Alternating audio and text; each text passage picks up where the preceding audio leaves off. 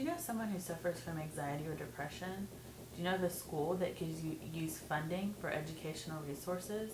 Imagine if you could help someone with important medical issues, free up time and resources in your city for law enforcement to be able to solve serious crimes, and provide funding for schools in your community. By legalizing marijuana, we can help solve some serious problems we are facing in our society today by helping people with medical issues, anxiety, depression. We can also help improve our community with the taxation of marijuana. Today I'm going to explain what marijuana is, discuss some problems we have from not legalizing marijuana, and how to solve those issues.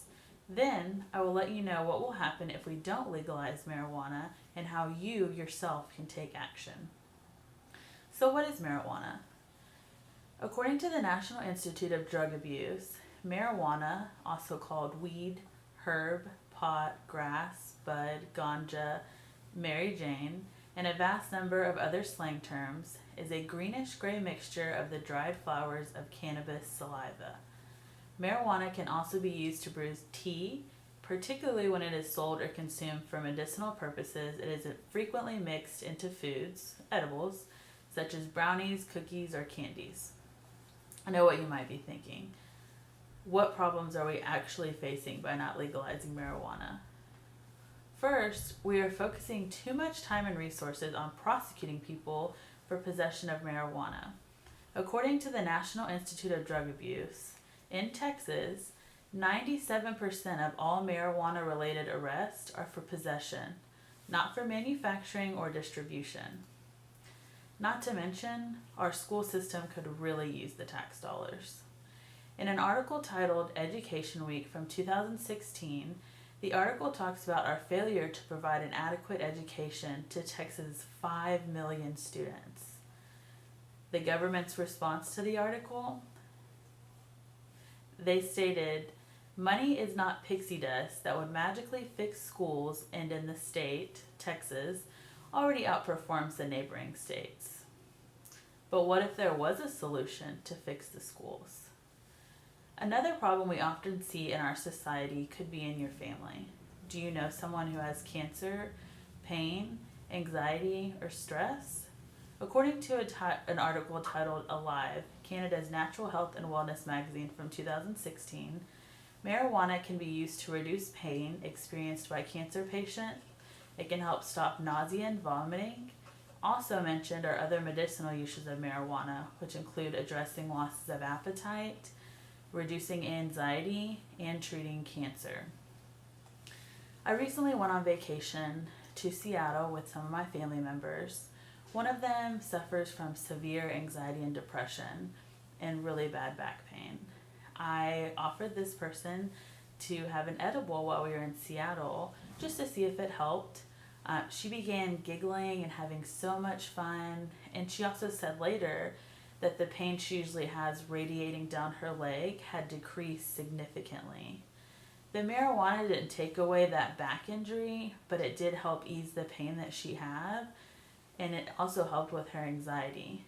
I'm not saying that everybody's going to have the exact same effect, but just seeing how happy my mom was and not being in so much pain is what really motivated me to encourage others to support the legalization of marijuana. So how can we change those problems we discussed? We can focus more time and energy on more serious crimes such as rape and robbery instead of possession of marijuana charges. According to the Unified Crime Report, in 2012, there were 70,000 arrests for marijuana possession in Texas, more than any other state. Meanwhile, the state clearance rate for reported rape cases was only 44%, and nearly 70% of robbery cases went unsolved. Wouldn't you rather police officers spending their time investigating those types of crimes instead of stopping someone on the street for having a joint in their pocket? Taxing marijuana also helps your community. In Colorado, the law calls for $40 million annually in marijuana taxes to be dedicated to school construction. Imagine what $40 million could do in the state of Texas for our schools. We can also help others with medical problems. The benefits of marijuana, a national survey of U.S. adults stated About 81% of adults believe that marijuana has at least one benefit. The most common benefit cited was pain management, followed by the treatment of disease, such as epilepsy and multiple sclerosis, and relief for anxiety, stress, and depression. Are you convinced yet? Well, let me tell you what happens if you're not. The consequences of not acting are researchers at the Department of Veteran Affairs found in states where medical marijuana was available, death rates from opioid overdose were at an average 24.8% lower than states without medical marijuana. Not to mention, your voice isn't going to be heard.